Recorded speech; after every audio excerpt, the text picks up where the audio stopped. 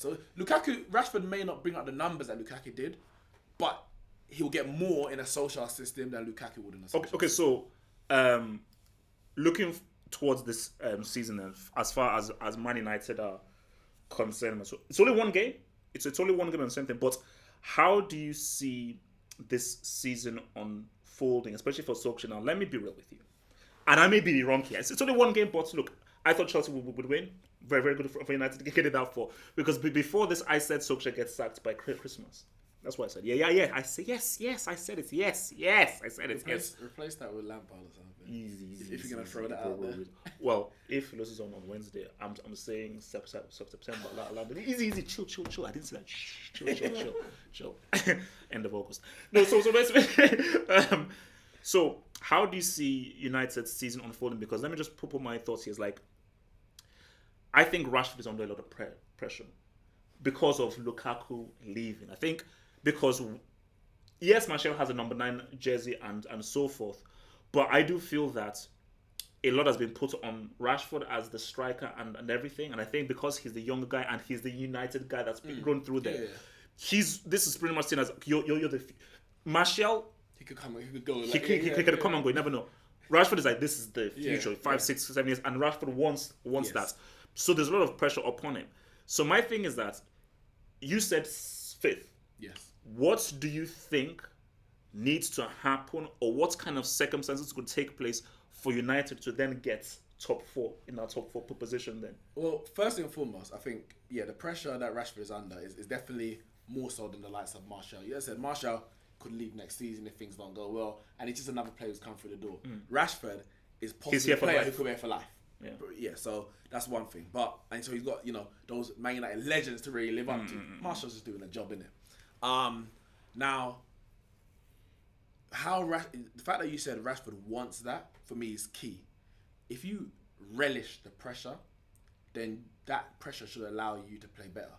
Ronaldo and Messi, I ain't comparing Rashford, no way.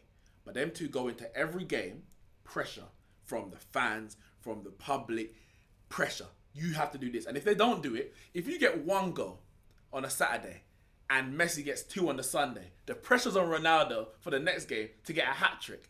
But they relish the pressure.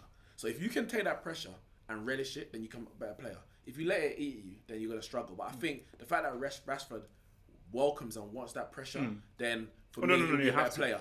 Now... And there are not many players who can handle that. Yeah, there's not. There are not a lot of players that can handle that. But that's why when you have someone like Solskjaer, who's been in that position, playing for Man United, I think it's so important to take them away from that kind of pressure, relieve that pressure from him. When we had the pre-season, he made sure that Mason Greenwood didn't do any interviews. 17 years old. Because there's pressure on him. He's 17 years old. There's pressure on him already because at Manchester United, he's coming through the academy. What can he do? Solskjaer removes him from that. We don't want you. Don't put that pressure. No. But he's on Twitter. If you're on Twitter and you have dudes with your handles that says Greenwood season, what the hell is that supposed to do? That's going to put pressure on a 17-year-old. So he's on Twitter on Facebook. It's going to be a breakthrough season for him. I ain't saying he's good. I don't want Greenwood to be starting and scoring bags amount of goals for us. Because that means we're struggling. That means our main men ain't doing their job and we're having to rely on a 17-year-old. But I believe that he can be a very good player for Man United. He's a natural finisher, natural goal scorer. More so than Marcus Rashford even. But in terms of what we can do to get to top 4, I would even argue that it relies on more what Arsenal can't do. And if anyone can throw away top 4, can snatch defeat from the jaws of victory, is Arsenal. Okay. So I'm more relying on Arsenal flopping than Man United. Or us getting a central midfielder in January. Okay, so you're saying, let's say Rashford and Martial hit consistent goals. You still think that Arsenal will still outscore Rashford? So you think that Lacazette and Aubameyang will outscore Rashford and Martial? Yeah. But Aubameyang is a world-class striker. He's a world-class striker. We've got 2 world-class players on our team. Pogba and David De Gea. That's it. Yeah. Aubameyang is a world-class striker. So if he gets 25 goals, which he's very capable of doing. Yeah, easily. In his sleep. If Lacazette gets 15 and Pepe gets 15, which for him that would be a very good first season. What's that? That's 45 goals. Yeah. We need to match that arguably with just the two, because can you rely on Sanchez, Lingard, and Daniel James? You can't.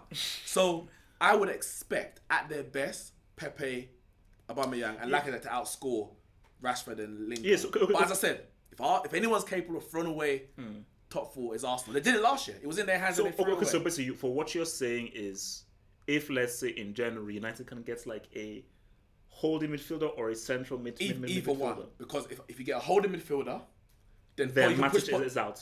And well, I think Matic is out already. McTominay is there. But you can push Pogba much further forward, less work. If you get attacking midfielder, then Pogba doesn't need to do every job on the pitch. But no. But then, like, I think that's you get someone who can control the game. But Pogba's best attribute, I think, is offensively. I agree. So I think really, obviously, I've always said to get the best out of a Pogba, you need a central midfielder who knows how to keep hold of the ball. Yeah, you can put Martin McTominay in there, but that central midfielder who is just there to keep possession of the ball. That is, once you do that, then you free up. Is Verratti available? No, bro. So that would be. Listen. So you think Verratti would actually go to United? Well, if PSG get knocked out the group stages, then maybe he's fed up, and if Neymar leaves, he's like, oh, you know what, this project ain't working, innit? Right. Okay, so we are now going to switch now to Chelsea. Dark. Very, very dark. So my thoughts here is